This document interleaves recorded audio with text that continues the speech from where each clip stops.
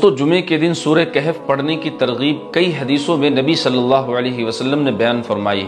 ایک حدیث میں نبی صلی اللہ علیہ وسلم نے بیان فرمایا کہ جو شخص جمعے کے دن سورہ کہف پڑھے اللہ تعالیٰ پورے ہفتے تمام فتنوں سے اس کی حفاظت فرماتے ہیں۔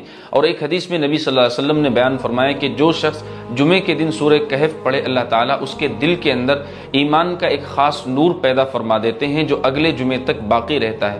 اور ایک حدیث میں نبی صلی اللہ علیہ وسلم نے ارشاد فرمایا کہ جو شخص جمعے کے دن سورہ کہف پڑھے اللہ تعالیٰ دجال کے فتنے سے اس کی حفاظت فرماتے ہیں۔